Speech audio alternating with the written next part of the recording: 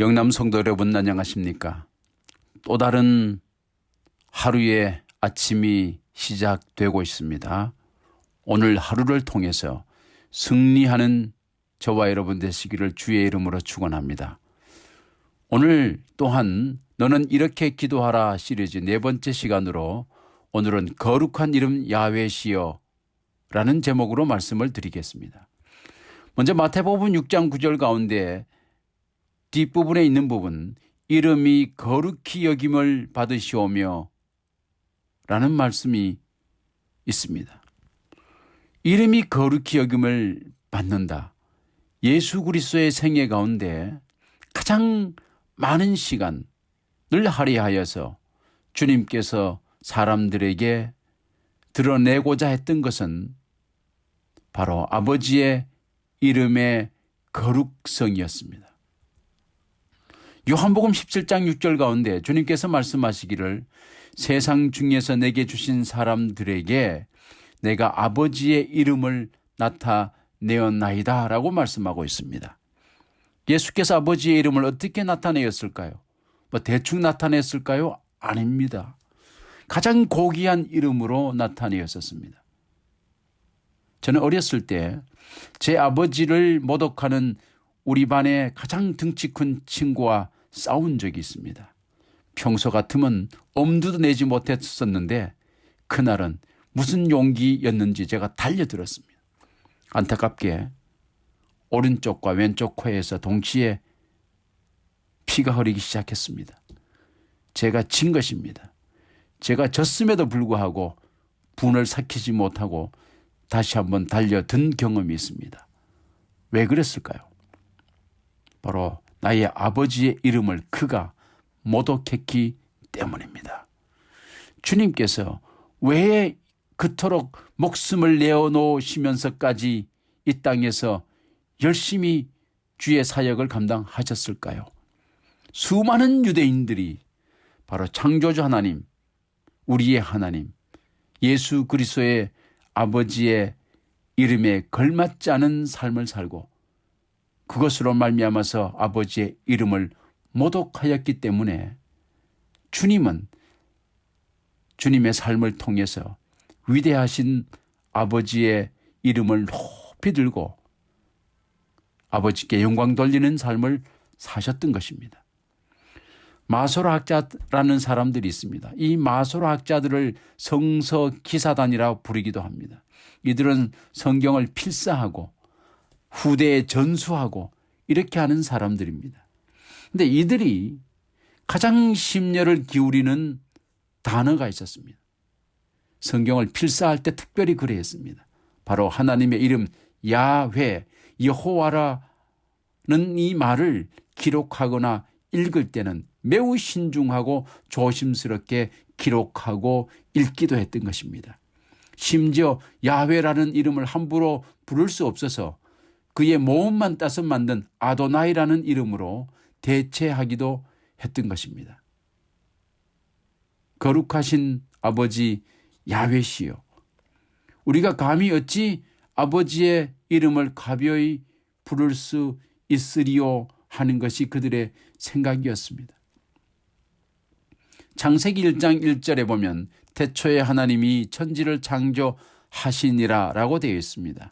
여기에 기록된 하나님은 엘로힘이라고 하는 복수의 하나님인데 성경 전체를 통틀어 2550회 쓰여졌습니다. 그리고 창세기 2장 4절에 보면 여호와 하나님이 천지를 창조하신 때에 천지에 창조된 대략이 이러하니라라는 말씀이 있습니다. 여기에 여호와는 스스로 계시다는 뜻인데 성경을 통틀어 6823회 기록되었습니다. 그러므로 아버지의 이름은 매우 소중하고 귀하고 특별히 다루어져야 되는 것입니다. 마치 마소라 학자들의 정신이 오늘 우리 가운데 있지 아니하면 거룩하신 아버지께 온전한 영광을 돌리기가 어려운 것입니다. 그러므로 예수께서 주기도문 처음 가운데 이름이 거룩히 여김을 받으시오며라고 말씀하셨던 것입니다. 우리가 기도할 때 가장 중요한 것은 여러 번 말씀을 드렸습니다만 우리의 구하는 것을 어떻게 하나님께 아뢰고 또 하나님께 응답을 받을 것인가가 아니고 어떻게 하면 하나님께 영광을 돌릴 수 있을까? 어떻게 하면 하나님의 이름이 거룩히 받으실 수 있는 찬양과 흠모와 감사를 드릴 수 있을까가 되어야 되는 것입니다. 거룩히 여김을 받으신다는 것은 히브리 말로 코데쉬인데 하나님의 이름이 단번에 단호하게 거룩해지도록 기도하라. 마지 못해서 억지로 누군가 그렇게 하라고 하니까 그렇게 하는 것이 아니라 기도의 골방으로 들어갔을 때 하나님의 이름을 부르는 순간 거기에 우리의 하나님을 향한 사랑과 애정과 정성과 순복함과 내가 주님의 명령대로 살겠다는 결심함이 충분히 녹아 내려 들어가 있어야 되는 것입니다. 영광스러움이 묻어나는 거룩한 이름으로 부르라는 것입니다. 그래서 주님께서도 요한복음 17장 1절에 예수께서 말씀을 하시고 눈을 들어 하늘을 우러러 가라사대 아버지여 때가 이르렀사오니 아들을 영화롭게 하사 아들로 아버지를 영화롭게 하옵소서 말씀하고 있습니다. 아버지가 영화로워야 그 아들이 영화로운 것입니다. 우리가 영화로우신 하나님을 부르는 동안에는 우리 또한 영화로울 수 있는 것입니다. 출애굽기 34장 29절에 모세가 하나님을 만나고 증거판을 들고 내려왔을 때 그 얼굴에 광채가 났으나 그는 깨닫지 못했다고 말씀하고 있습니다. 그런데 34장 5절로 6절 말씀에는 무엇이라고 되어 있는가? 여호와께서 구름 가운데 강림하사 그와 함께 거기 있어서 여호와의 이름을 반포한다 말씀하고 있습니다. 쉽게 얘기하면 본질적인 하나님의 이름에 대한 이해가 충분했을 때 모세의 얼굴에서 빛이 났던 것입니다. 그러므로 우리가 하나님께 영광을 돌리고 그의 이름을 높이 들수록 우리가 그리스도와 같이 변화되는 것입니다. 우리는 하나님과 동행함으로 끊임없이 하나님을 닮아가야 한다. 우리의 인격과 삶에 아버지가 나타나지 않으면 아버지의 이름을 영화롭게 하는 것이 아니다라는 것입니다. 우리의 삶이 주님을 닮아갈 때 아버지의 이름을 드높이게 되는 것입니다.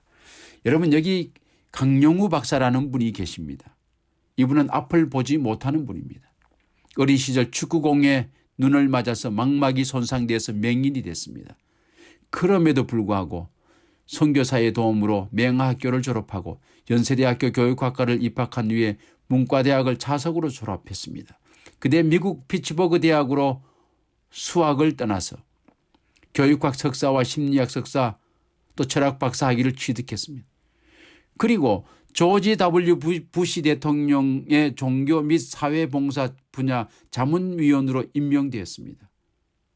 이분의 공식 직함은 전 백악관 국가장애위원회 정책차관보입니다.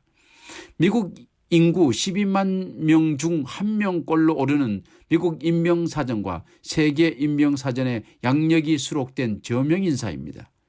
국제 로타리 세계본부가 선정한 75명의 봉사의 촛불 중 한 명입니다.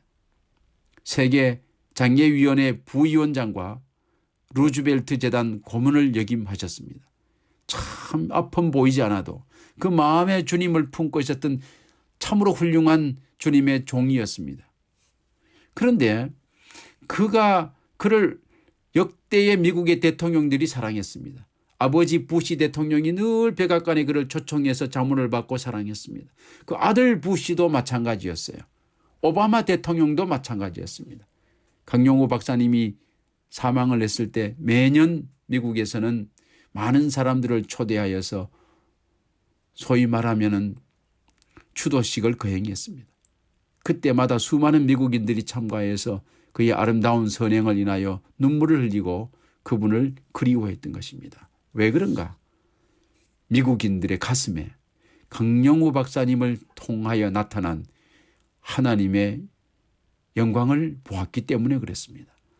강영우 박사님께서 높이신 거룩하신 하나님의 이름을 인하여 그를 추모하면서 하나님을 더욱더 깊이 생각할 수 있었던 것입니다. 1983년 강영우 박사가 출간한 책 빛은 내 가슴에라는 책이 있습니다. 이 책을 가이드 포스트의 창간자인 그 유명한 빈센트 노만 필 박사님이 그 책을 다 읽게 되었습니다. 그리고 그가 이야기하기를 뭐라고 했는가 하면 강영우 박사님에 대해서 당신의 생애를 알고는 하나님의 존재를 부정할 사람은 아무도 없을 것입니다. 당신은 이 시대가 필요로 하는 그리스도의 위대한 산 증인입니다. 라고 말했던 것입니다. 참으로 이 혼란한 시대에 우리가 어떠한 살아갈 방법을 찾는 동안에 하나님은 이 시대에 등불이 되어줄 하나님을 닮은 사람을 찾고 계시는 것입니다. 산상보훈 107쪽에 하나님께서는 그대를 당신의 대리자로 세상에 보내신다. 그러므로 생활 하나하나에서 하나님의 이름을 나타내어야 된다 말씀하고 있습니다. 우리가 만일 오늘 하루를 살면서 우리의 생애를 통해서 하나님의 이름을 나타내지 못한다면 그것은 실패한 하루요, 사탄에게 정복된 하루라는 사실을 기억하시기 바랍니다. 그 유명한 우리 여성분들이 좋아하는 샤넬 제품이 있지요. 그것을 만든 코코 샤넬이 이런 이야기를 했습니다. 20대의 얼굴은 자연이 준 것이지만 50대의 얼굴은 살아온 삶의 모습이다.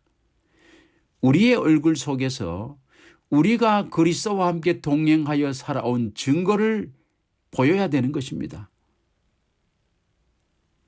우리의 모습에서 그리스도가 나타나지 않는다면 우리는 더 이상 그리스도인이 아닌 것입니다.